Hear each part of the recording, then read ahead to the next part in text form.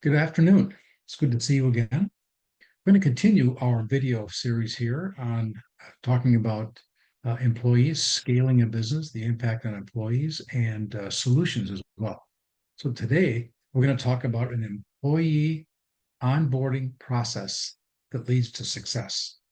But before I get there, one of the things I want to comment on is that the unemployment rate at this point is about 4.2%. Full employment is 4%.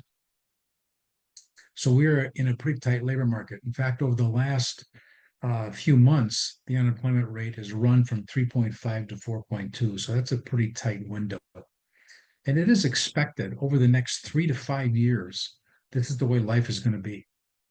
And all countries in the world are going to have a tight labor market with the exception of one, and that being India. So there's opportunities for Indians to go around the world and take advantage of opportunities. But the fact is, it's going to be harder to find employees going down the road. So it would make really good sense, at least as I see it, to make it more important to retain employees in the first place so that you don't have to replace quite as many. So here's an overall objective for you that this is what I'm looking at here, and this is what I think would help you. If we would all make our organizations ones where our current employees are referral points that draw new people to the future to support future growth. That would be a great dynamic where your employees draw people into your business so you have resources, valuable employee resources to support your growth. So that's kind of like where we're going with this. So let's begin. Employee retention starts on day one. On day one, we explain their piece of the puzzle. Where do they fit in the big picture? We explain their involvement in what's going on around them because it's very important that the employee feels important and that they have an important job. You know, the first day that employees on the job, they are the most moldable. They don't know anything other than what their job is supposed to be. They know they're making some money for doing the job they're doing, but they're very open. So this is a great place to start. So on your very first day, you want to make sure that the employee's need number one is satisfied. Employee need number one is to feel part of a team. So as we start to train the employee, we explain their piece of the puzzle, explain their role. I don't like using the word job. I'd rather use the word role because they have a role in the big picture. And then we go through the typical way of training. I'm not going to dig heavily into that here, but basically we demonstrate what they're supposed to do. We do it with them and let them demonstrate that they have the ability. And then we go over the next whatever number of days, weeks, whatever, observing, following up, and repeating that process until we get to the point where the employee is confident that they can be successful. And this actually satisfies employee need number two. When an employee gets started, they want to feel that they are well trained and they will be successful in their new role. Now, again, that will vary depending on what the job is. But our first objective with every new person that walks in the door is that they are well trained so that your investment in them pays you a return.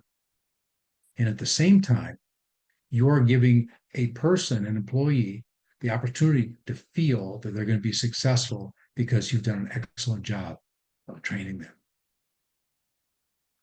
Now, as we go on from this point, I think everybody understands that. We've all been involved in that process before. We have been the trainers and we have been the trained, the trainee, right? So we know that piece. But now I want to set your eyes and your focus on the future. And I feel very strongly, and my history has proven this to be the case, that the ongoing approach to formal reviews has a significant impact on the future of an employee. So I like to look at it this way. It's very easy to fall into the trap that you're going to do a review based on a calendar. You know, 3 months, 6 months, 1 year, heaven forbid. But if you take this approach, that when you have a review, that when you get to the end of the review, you set the date for the next review. And what that does is it puts importance on the fact you just had the review, and it puts importance on the decisions that came from the review. So set the date for the next review at the end of the current review. That will link the reviews together and will create continuity over time.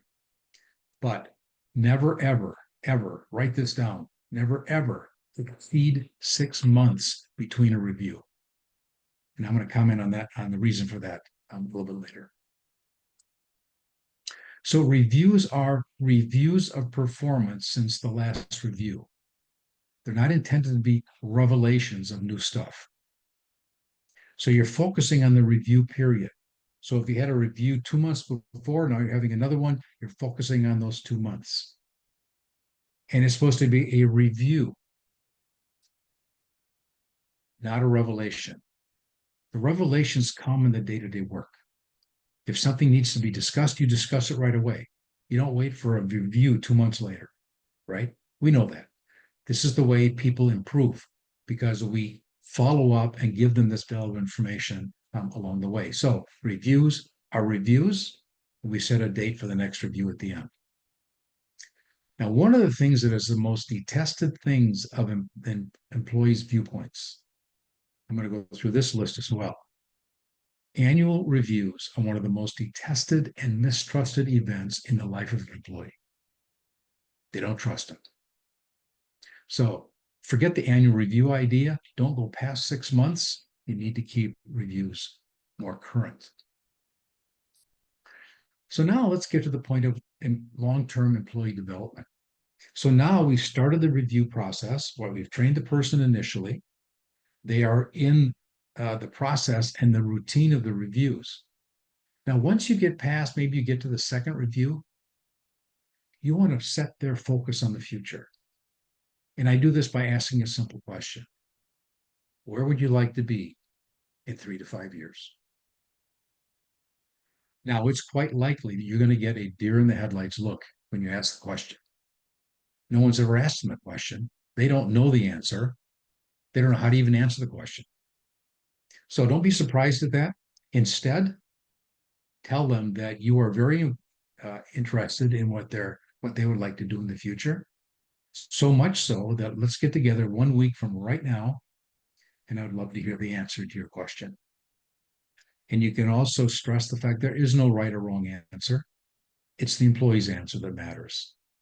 And then from what the employee says, we continue on. Okay, so here we are. And we got the next review, right, a week later. So we're going to ask that question again. Where would you like to be in 3 to 5 years? And they're going to say something. Again, it doesn't matter. There's no right or wrong answer. But based on the answer, create a plan going forward to accomplish the employee's personal goals while fulfilling the company's long-term goals. So we're looking for ways to satisfy personal goals. Because once you do this, you are telling the employee you care about them as individuals, not just employees. You'll be much more successful as a leader. Another question you can ask them, once they've been around for a little while, you can ask them, is there anything more you'd like to do in the business? You're not going to know the answer to that question on day one. They may not even know it after the end of 2 months. But someplace along the line, they're going to see what else is going on, and they're going to probably have a view and say, gee, I'd really like to learn how to do that. And if they say, I'd like to do that, give them a chance, because you know what that creates for you? Cross-training in your employee team. And I can tell you from experience, cross-training is a whole lot better than creating silos where everybody knows their own thing and that's it. All right? So one of the things this does now, you've just got done talking about their future. Now this satisfies employee need number 3, and that's to feel capable of doing more. Anytime anybody feels they have the ability to do more, they're going to be more confident in what they're doing. And this puts a long-term perspective in their minds. And this is what you want. You want them to have a long-term view of you. You don't want them to have a short-term view. You're investing all this time in developing an employee. You would want them to stick around. So employee need number three, to feel capable of doing more. And you will reinforce this review after review after review, action plans after action plans, and you will develop that individual to where they will be very comfortable with you and they'll appreciate your interest in their long-term development. Now, there's employee need number four is to be compensated fairly. Now, an interesting thing happens when an employee walks in the door. What do they have on their mind? The money I'm going to make, and what am I going to be doing to do that? But you're going to find over time that when you invest your time in developing them as an individual long term, the money factor drops down the list of importance because the total job experience will give them more to think about than just dollars and cents. So, for example, you want to give them a desire to develop themselves with you. And when you do that, you're going to create more than an income generator. Because the fact of the matter is, and you can put yourself in the position of what I'm going to explain now, money is a short-term motivator. We'd all like to think, oh, I'm going to get some more money. That's good. Nothing wrong with that. However, it's also human nature that when we get an increase, it doesn't take very long before we spent it. And it gets spent because we adjust our lifestyle to match our income. Everybody does it. So I'm not giving anything new here. But because of that factor, if you want to help compensate somebody, you may want to pick something other than money.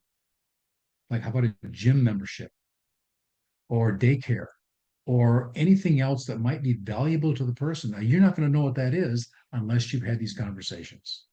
But once you know, and once you have the conversations, you can then continue on and give them something other than money.